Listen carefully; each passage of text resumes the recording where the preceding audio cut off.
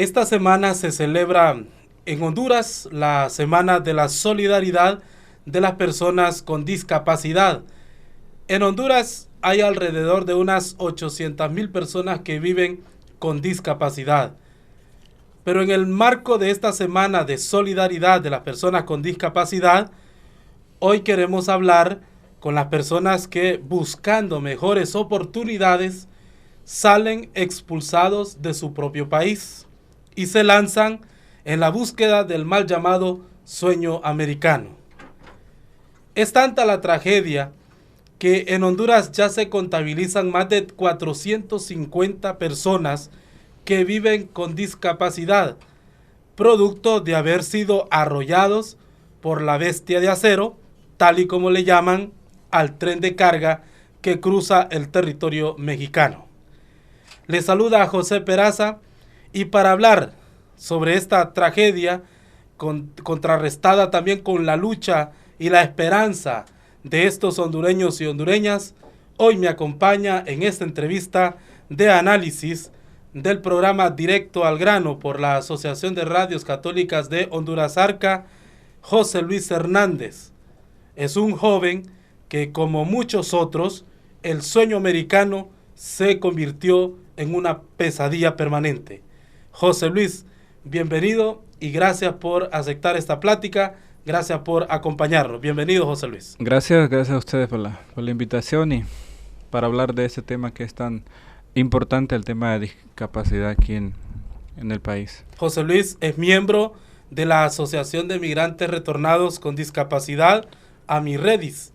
Hace unos días tomaron sus prótesis, sus muletas, sus sillas de rueda y tomaron ese tenebroso camino hacia México. Ese mismo camino que marcó sus vidas para siempre. ¿Cuál era la misión que llevaban estos 15 miembros de AMIRREDIS a México, José Luis? Bueno, como usted lo dijo, pero si antes, cuando nosotros migramos físicamente bien, batallamos para poder cruzar México, no digamos hoy con discapacidad, pero que la necesidad nos obligó pues a enfrentar ese camino sin importar que algunos iban en sillas de ruedas. En mi caso pues con prótesis me dificulta hasta caminar, no digamos ir rodeando garitas y cruzando balsas en ese camino para México, pero la necesidad nos obligó, porque si nosotros antes físicamente bien batallábamos en este país para lograr algo, conseguir un trabajo o sostener a nuestra familia, no digamos ahora que regresamos al país con discapacidad, todo más difícil para nosotros, porque ahora no somos de bendición para la familia, sino que más bien una carga para ellos, y es triste pues que son padres de familia la mayoría y que tienen hijos, y esos hijos dependen de ese padre de familia que ahora está con esa discapacidad. Entonces nosotros como mi organización, ¿verdad?, que representamos a 450 mutilados por el tren aquí en Honduras, hicimos gestiones para que nuestro gobierno nos escuchara, que estaba Porfirio Lobo Sosa y ahorita que está Juan Orlando también. Fuimos a hacer plantones a la Casa Presidencial y una serie de actividades para que nos escuchen pues y hagan algo. Y nuestra lucha era pues de que no solo miren las remesas, sino que miren las consecuencias de las remesas, y que el gobierno, creemos nosotros, que lo justo es que nos apoye, pues porque gracias a migrantes como nosotros que arriesgan su vida en ese camino es que la economía de este país se sostiene.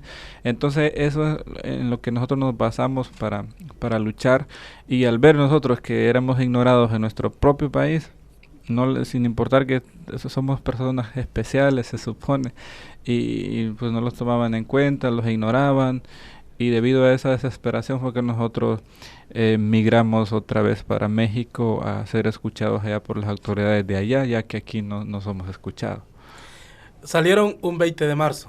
Un 20 de marzo y pues fue muy difícil, pues. Algunos compañeros regresaron de Guatemala porque no aguantaban. Salieron 18, ¿no? Sí. 18, llegaron a Guatemala 18, sí. Pero de Guatemala el camino siguieron 15. Sí. 3 se regresaron por las condiciones en que iban. Por las condiciones en las que iba, porque íbamos sin dinero y pues con discapacidad, imagínense esa aventura, y no aguantaron, dijeron esto no es conmigo, yo me regreso, pero continuamos 15 y logramos llegar hasta el Distrito Federal. Antes tuvieron en Guatemala una actividad también de incidencia con los medios de comunicación. Sí, tuvimos bueno, desde que llegamos a San Pedro fue un caos, porque hubo una balacera en plena terminal, hirieron a 2 personas, parece que murió uno, no supimos porque nosotros continuamos. Ahí salimos a las 12 en el Congolón, de ahí... A las 12 de la noche. De las 12 de la noche. De ahí hasta Aguacaliente. En Aguacaliente cruzamos la frontera, llegamos a Esquipula. Y en Esquipula, pues no aguantábamos ya el camino, y de ahí lo que hicimos fue que nos relajamos un rato ahí en el parque, hicimos una cooperacha ahí en el parque pidiendo para poder llegar hasta Ciudad Guatemala. Y ya en Ciudad Guatemala ahí fuimos donde en la Cruz Roja nos dieron donde dormir y eso. Y ahí estuvimos unos días, dimos una conferencia de prensa en el Palacio de Gobierno de ahí de Ciudad Guatemala, y fue muy exitosa, pues, porque nuestra idea es sociabilizar y que vean la dura realidad, pues, de la migración, no solo en Honduras, que es el más afectado, sino en todo Centroamérica. Y de Guatemala, de la ciudad de Guatemala, salen rumbo a la frontera por el paso de Tecún-Umán, que es la zona denominada la capital de la prostitución. Hay muchas mujeres, sobre todo centroamericanas, han sido secuestradas y obligadas a ejercer la prostitución en esa zona de conflicto. Sí, nosotros vimos todas esas cosas, pues de alguna forma nos actualizamos de cómo sigue la migración, que ahora está más peor que antes. Ahí. ¿Cruzaron en balsa ahí o cómo cruzaron? Llegamos a Tecún-Umán. Sí. En Tecún-Umán ahí dormimos una noche en la casa del migrante, esperamos que amaneciera y cruzamos la balsa. Por el río Suchate. Por el río Suchate, sí. Llegamos a Ciudad Hidalgo, ya México, cruzamos al otro lado.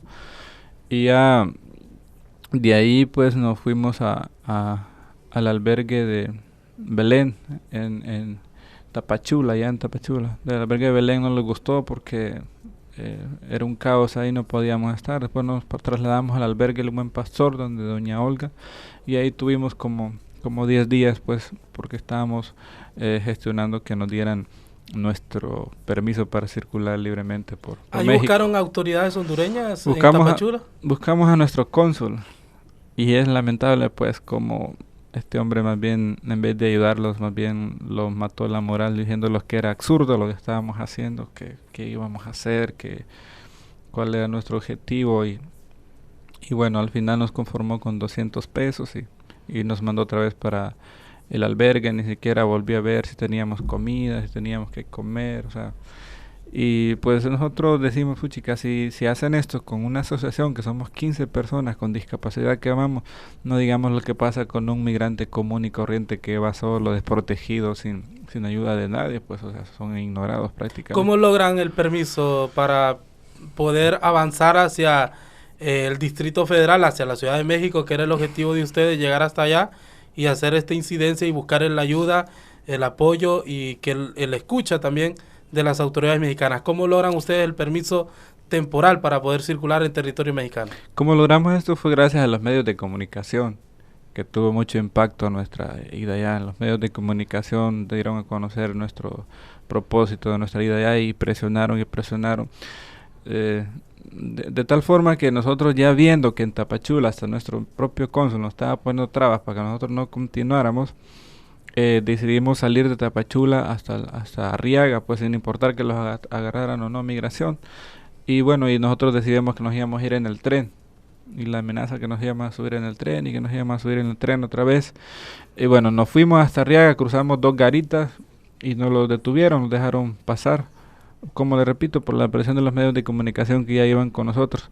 Y bueno, ya estando en Arriaga, nos llaman de migración para decirnos que nos van a dar una visa humanitaria, que esperáramos ahí en Arriaga.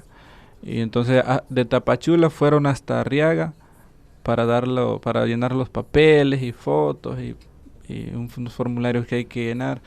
Ya llenaron eso y ya nos dieron la visa humanitaria. Pues ya hasta cuando nosotros habíamos esperado 10 días y presionando para que nos la dieran, y no nos daban ni esperanza, pues, que nos las iban a dar. Entonces nosotros le decíamos a los compañeros, bueno, están acostumbrados, estamos a los desprecios, que hasta las caricias ofenden a veces, Y bueno, nuestro objetivo en tanto no era eso, pues. ¿Cuál era la demanda principal? La demanda principal nuestra es evitar que siga tanta desgracia con los migrantes, que sigan cayendo de ese tren por la persecución que hay hacia los migrantes y por la violencia que tantos grupos criminales que ahora existen en México hacen con los migrantes. Entonces, nuestra demanda era ver al presidente Peña Nieto para que pueda otorgar un permiso de libre para que los migrantes puedan transitar libremente por México, porque ya nosotros ya no hay nada que hacer, ya no hay una forma de que pueda crecer nuestra mano, pueda crecer mi pierna, pero sí se puede evitar pues que estas tragedias se sigan dando. ¿Cuáles consideran ustedes son los frutos más importantes de esta aventura peligrosa que ustedes realizaron hace unos días?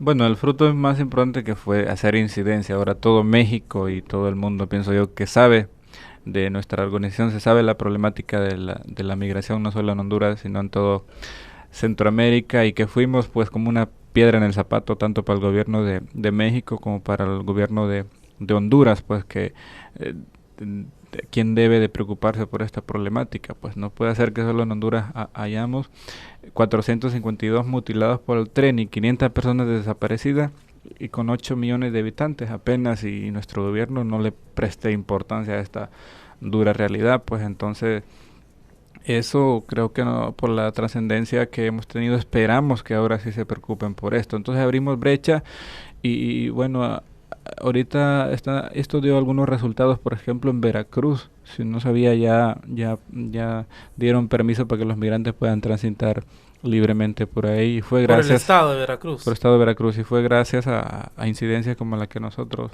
hicimos, donde dimos a conocer la dura realidad, la pesadilla, pues lo que significa cruzar México, donde es la migración más peligrosa de todo el mundo. Entonces esos fueron los frutos. No logramos ver a Peña Nieto, pero sí abrimos brecha, y bueno, lo que logramos fue que ahora les van a dar visa a todos los migrantes retornados con discapacidad. ¿Visa para permanecer en México? Visa para permanecer en México si quieren trabajar allá y pueden comprobar que pueden mantener la familia y pueden mandar a traer la familia también, y van a tener los mismos beneficios que tienen la mayoría de los mexicanos, pero que es algo que no era nuestro objetivo. Nuestro objetivo era evitar, ¿verdad?, que se sigan cayendo de ese tren y que sigan las violaciones, porque nosotros no queremos lograr nuestro sueño aquí en Honduras, no en otro país, sino aquí en Honduras. ¿Cuál va a ser tu decisión con respecto a esta posibilidad de irse a vivir a México? No, yo me quedo acá definitivamente. ¿Y la decisión de tus otros compañeros? Algunos 2 que 3 tal vez se irán para allá, pero la mayoría no. ¿Y por qué optas por quedarte, José Luis? Porque todavía creo en mi país, porque cuando iba, y me acuerdo cuando iba crucé Puerto Cortés, crucé Omoa, y miraba la belleza que hay en mi país, hombre. Y todavía hay una esperanza en mi corazón de creer en mi país, y Honduras es bello. Lamentablemente quienes nos han gobernado es que han sido como nuestros vampiros, pues, que han chupado el desarrollo, donde el pobre es más pobre y el rico más rico. Contanos tu experiencia de vida con relación a esto que te marcó, sí, la vida para vos, para tu familia. ¿Cuándo sucedió? ¿Cómo es que sucedieron las cosas? Yo migré 2 veces. 2 veces intenté cruzar México. Ya la última vez fue en el 2005. Por la falta de trabajo aquí, por falta de oportunidades, yo caí en la desesperación de que no podía encontrar trabajo, y cómo le hago, me voy mojado, y con la ilusión pues también de ayudar a mi familia y poder salir adelante. Ya tenía 19 días de ir en ese tren, y ya llegando a Delicias, Chihuahua, me desmayé y me caí. El tren me cortó una pierna y un brazo y parte de mi otra mano, y pues hasta ahí llegaron los años. ¿Iba solo? ¿Iba acompañado? Iba con un amigo y con otros amigos que uno se junta en ese camino, porque yo ya tenía 20 días de ir, pero no se dieron cuenta. ¿Ibas por tu cuenta o ibas con Coyote? Íbamos por nuestra cuenta con mi amigo, y no se dieron cuenta de lo que me pasó, porque el tren hace un ruido que escandaloso, no se da cuenta uno a veces qué pasa. ¿Tu desmayo es por el cansancio? Mi desmayo es debido al cansancio debido a la persecución que hay de los migrantes, debido a que uno se anda escondiendo de migración para que no la agarre y tiene que dormir hasta 2 noches en el monte y aguanta sed, hambre, y debido a esa persecución es que uno va todo débil y todo debilucho pues se cae de ese tren, que es lo que pasa con la mayoría, que se caen de la maldita bestia como es para nosotros. El resultado de esta maldita bestia es que tiene un José Luis sin un Sí. brazo, Sin una pierna y sin 3 dedos de mi otra mano también. Y pues un joven músico, era músico cuando tenía 7 años. Futbolista, me gustaba el fútbol y bueno. ¿era es bueno jugando triste. fútbol? Pues hay peores, pero sí, era más o menos. ¿Goleador? ¿Qué posición te gustaba? Defensa. Entonces, pues es la dura realidad y cómo le cambia, le arruina la vida, pues un sueño o más bien una necesidad que uno ve imposible cumplir aquí, realizar José en Luis, nuestro país. ¿cuál fue el trato que te dieron las autoridades hondureñas cuando te pasó esta tragedia? Nada, no, o sea, ni un trato, o sea, a mí me vinieron a dejar aquí personas que muy solidarios conmigo, pagaron un boleto de avión y me mandaron para aquí, para Honduras. Quien me recibió fue mi mamá y mi papá. Y de parte de mi gobierno hasta ahora no he recibido ningún tipo de apoyo. ¿Y la autoridad mexicana en el momento de la tragedia tuya, cuál fue el trato? Las autoridades mexicanas, pues los de migración, la idea era darme los primeros auxilios y mandarme para mi país. Pero en la ciudad donde yo me caí, pues le caí bien a esa gente y se portaron muy generosos conmigo y no dejaron que me mandara migración tan rápido para mi país. Bueno, de tal forma que dijo migración, bueno, ahí se los dejo a ustedes. Ahí vean qué van a hacer con él. Y así fue como yo me quedé ahí en esa ciudad, en Delicias, Chihuahua. Y después me mandaron a Juárez, a otro hospital. Y de Juárez me mandaron a otro hospital, al Distrito Federal. Y así fue como a mí me dieron una prótesis de mi pierna, que es con la que camino actualmente. Pero no gracias a las autoridades de México, sino gracias a personas civiles que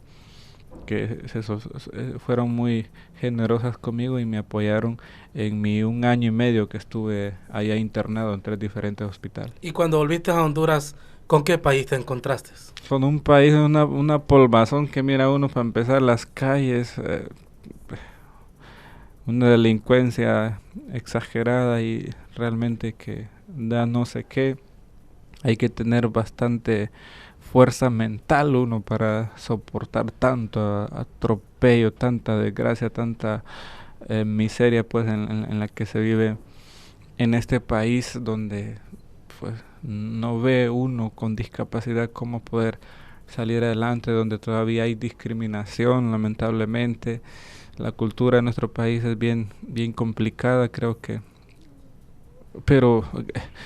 pero yo pienso que el país está así porque los grandes que nos han gobernado pues son unos ladrones, hacen lo que sean, entonces uno ya no cree en nadie, la gente no cree en nadie, ni en su propia sombra, entonces por eso arréglesela como pueda, se ha olvidado el bien común, ¿verdad?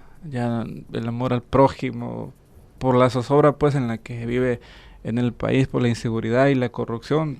Esa es gran parte de los culpables pues por lo cual está nuestra sociedad como está actualmente. Hoy que volviste con tus otros compañeros de Amirredis a recorrer nuevamente ese territorio que les tocó recorrer, ¿qué sentimientos se te vinieron a la mente hoy que volviste a México y volviste porque has vuelto para dar testimonio de vida? ¿Qué sentimientos se te vinieron, José Luis? Pues fue horrible porque por mucha fuerza de ánimos que tenga uno, pero somos seres humanos y tenemos corazón. Lo primero fue inevitables las lágrimas pues cuando íbamos cruzando ese río y recordábamos todo lo que vivimos. Cuando nos tocó ver al tren, yo miré exactamente de los vagones donde yo iba sentado cuando me caí. Y algo que a la vez me pregunto y me preguntaba cuando estaba allá, ¿cómo fue que yo quedé con vida? Pues lo que me pasó o cómo no me mató estas miles de toneladas de acero que lo que pesa ese tren. Y yo recordaba todo eso y pues yo y la mayoría de mis compañeros pues no fueron sentimientos encontrados donde cada quien rodamos nuestra lágrima al recordar todo eso, pues de que todo por una necesidad de querer superarlos estamos así lamentablemente. Y no solo somos los 15 que fuimos a México, somos 452 mutilados aquí en Honduras y es lamentable pues si hacemos un llamado pues a aprovechar el espacio para que sean solidarios con esta gente que presionando de alguna forma al gobierno para que se preocupe por esta dura realidad de la migración. El trato que ustedes han recibido de nuestros gobernantes, ¿cuál ha sido? Hasta ahora hubo una promesa de parte del expresidente Porfirio Lobo Sosa de un plan de vivienda para 30 migrantes con discapacidad aquí en El Progreso. Eso quedó en el aire. Vinieron aquí a dejarlos una refrigeradora, 2 freezer y una licuadora industrial y que pusiéramos una microempresa y véanse cómo le hacen para. Entonces esa no es la solución, o sea, que sean más serios pues, que se preocupen en verdad.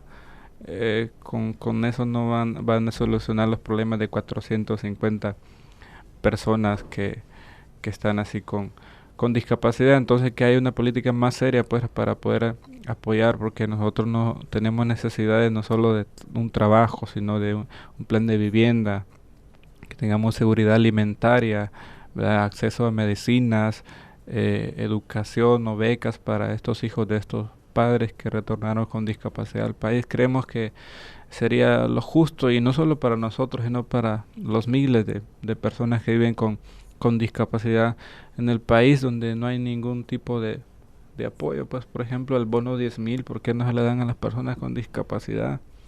Ese tipo de cosas que podría hacer el gobierno si quisiera. Entonces esa es nuestra lucha, y por la cual yo me mantengo firme en mi posición pues de querer ayudar a esas personas donde tal vez yo puedo hablar ahorita aquí en este programa, pero la mayoría están callados y no hablan de esta dura realidad que vivimos pues. Después que volviste de México, en las condiciones en que llegaste y en las condiciones en que ya nos describiste para nuestra audiencia, ¿has conseguido empleo? ¿Cuál ha sido el proceso que has llevado desde que llegaste?